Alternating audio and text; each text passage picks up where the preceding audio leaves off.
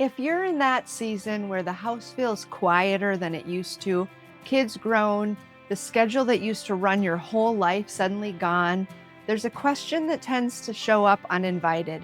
Who am I now if I'm not needed the way I used to be? That question can feel like a loss. But here's what I want to offer you today. It's actually an invitation, not an ending. Purpose doesn't disappear when the season changes. It's usually just waiting to be noticed. And I don't mean that in a vague, inspirational poster way. I mean there's an actual simple way to find it, a real intersection you can look for between what you're already good at and a need you can't quite look away from. That's where purpose tends to live. I'm going to walk you through exactly how to look for that intersection in your own life, and I'll show you the moment I found mine, long before I had any language for what it meant. Hey, I'm Steph. I traded a house for a van, learned to travel solo with confidence, and I'm figuring out what it looks like to simplify, focus on wellness, and stay rooted in faith in this next chapter. Today, I want to walk you through something a lot of women in this season ask themselves, and I did too. How do you actually find purpose again once the thing that organized your whole life, raising kids, a career, a role, changes shape? Not a 5-year plan, an honest way to look for it. Let me show you what I mean, because this isn't just a theory for me, and there's a specific moment I want to come back to later in this video that helped me discover my purpose.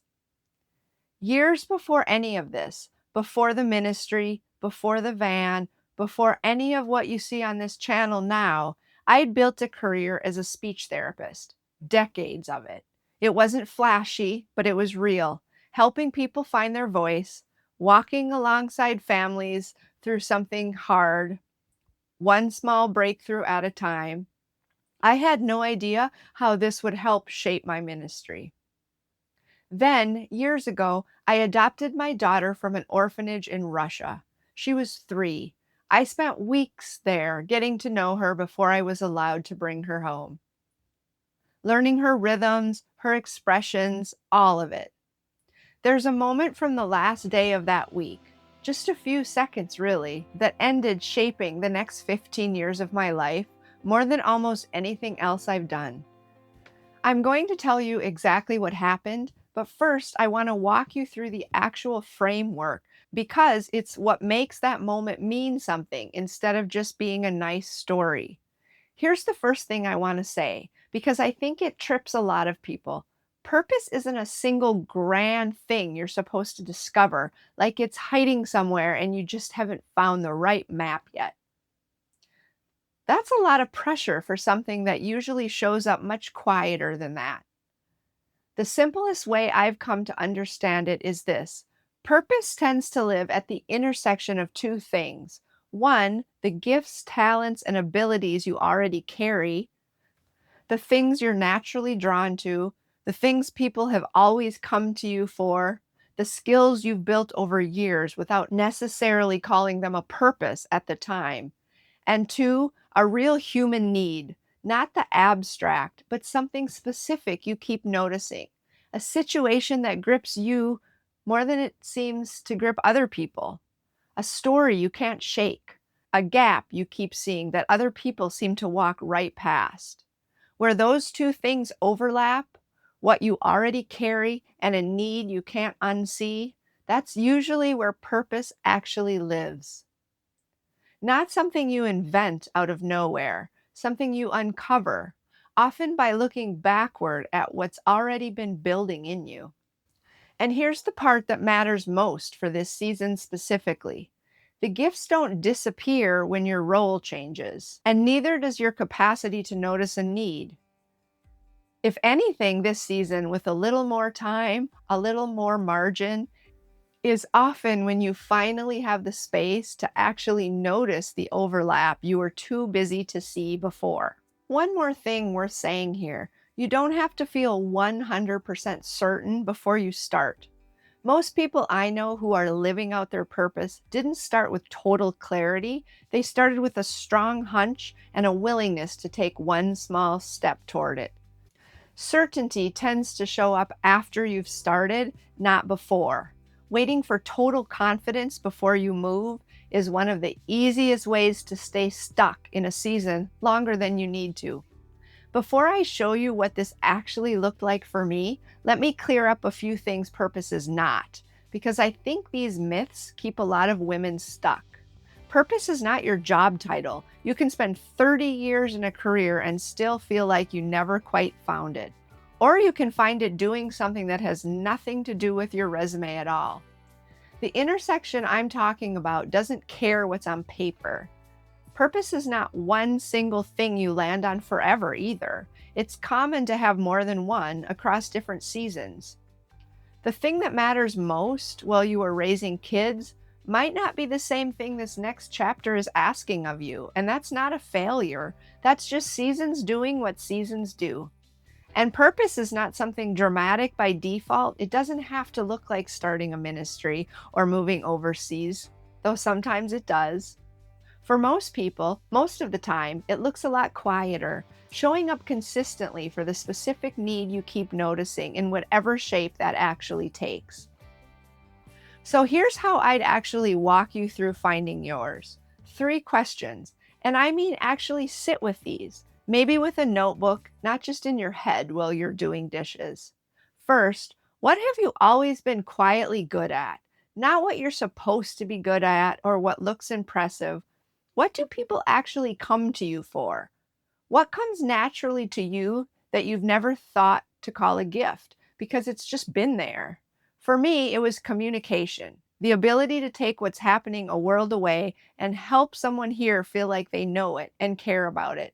For you, it might be organizing chaos or noticing when someone's struggling before they say a word, or making people feel welcome, or a skill from a career you spent decades building.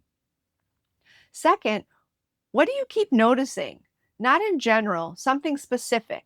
A story that grips you more than it seems to grip everyone else. A gap in your own community you keep seeing. A group of people you find yourself thinking about even when you have no reason to. That reaction is data. Most people scroll past it. Purpose tends to start with the people who don't. Third, and this is the one people skip, where do those two things overlap, even slightly? You don't need the whole picture. I didn't have one in that hallway. I just had a moment I couldn't shake and a set of gifts I didn't yet know were being prepared for it. So don't look for the 5-year plan. Look for one small, low risk way to test that overlap this month. Volunteer for an afternoon. Have one conversation. Write the thing down and see if it still feels true in a week. Pray and ask the Holy Spirit for a peace about it. Purpose rarely arrives all at once. It usually asks for a first small yes before it shows you the rest. Here's how you'll know you're actually getting close, because this part isn't always obvious from the outside. It doesn't necessarily feel like excitement at first. Sometimes it feels more like relief, like something in you finally exhales because you've been carrying a low hum of frustration or the same nagging thought for months or years, and suddenly you're doing something about it instead of just noticing it. It also tends to come with a strange kind of energy, not the kind that shows up because something's fun, but the kind that shows up because something finally matters. You'll find yourself thinking about it in the shower, bringing it up in conversations nobody asked about, losing track of time in a way you haven't in years. And usually, not always, but usually, it involves people. Even if you're wired more independent, purpose tends to connect you to somebody, a person you're helping, a group you're serving, a story you're now part of instead of just watching from a distance. If none of that's happening yet, that's all right. You're not behind. Sometimes it takes trying 2 or 3 things that turn out to be close, but not quite it, before you land on the one that actually fits. That's not failure. That's just how looking for something works. So instead of asking yourself, what am I good at? Try asking people who actually know you a different question. What do you come to me for? What do you always end up doing at a family gathering or in a crisis or when a friend needs something? The answer is usually something you'd never have listed yourself because it feels too ordinary to count. It rarely does to the person who actually has it. And if you truly can't think of anything yet, that's all right too. Sometimes the gift only becomes more visible once you're standing in front of the need. I didn't walk into that orphanage already knowing I had a heart for family preservation. I found that out by being in the hallway. Sometimes you don't discover the gift first and go looking for the need. Sometimes the need finds you and the gift reveals itself in how you respond to it. I want to say this directly to whoever's watching in that quieter house season. This is not a bad time to be doing this work. It might actually be the best time you've had in years. For a long time, your gifts were probably in use, just aimed somewhere specific at kids, at a career, at whatever your days required. That's not wasted time. That's exactly where a lot of your gifts got built in the first place. But it's also easy in a season that full to miss the specific need that's meant for this next chapter because you simply didn't have the margin to notice it. Now you might. And if your season doesn't look like an empty nest at all, maybe it's retirement or a career that ended or something else entirely that's left you asking the same, "Who am I now?" question. This still applies to you. The framework doesn't care what emptied the space. It just asks you to actually look at what's there now that there's room to see it. And there's a practical side to this too, not just the noticing, but the doing. For years, your time and energy were largely spoken for. Now, even if it doesn't feel like it some days, you likely have more say over how you spend your hours than you've had in decades. That's not nothing. That's actually capacity to act on what you notice instead of just filing it away for someday the way you might have had to before. Okay, back to that hallway I mentioned earlier, because this is where it actually comes together. And then the day came when I got to carry my daughter out of the orphanage. I remember walking down that hallway with her in my arms. I was taking my daughter home, but I was leaving the others behind, little ones standing there watching, with eyes that seemed to ask, "What about me?" I didn't have language for it at the time, but that moment planted something in me that never fully left. Many of those children weren't there because they were unloved. They were there because families had been overwhelmed by poverty, by a lack of support that never arrived in time, and I couldn't unsee that. It would be years, years of a stable career, a stable life, before I understood that something had already been shaping my heart for a specific purpose long before I had words for it. Walking alongside families so they don't have to lose each other the way some of those children had. Now I spend time with families overseas doing exactly that kind of work. And when I sit with them, I think about that hallway, about carrying my daughter out and the faces I left behind.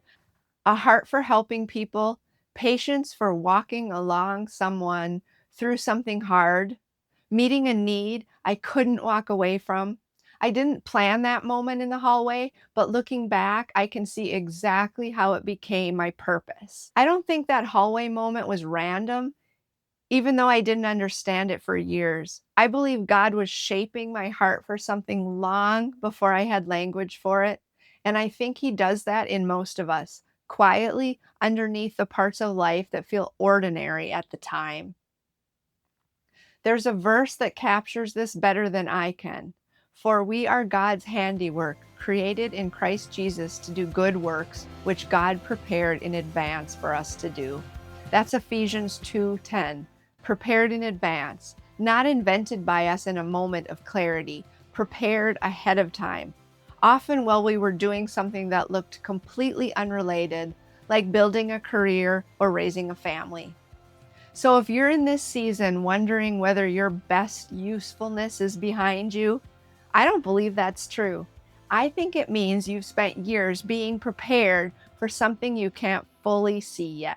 Your job isn't to manufacture purpose from nothing.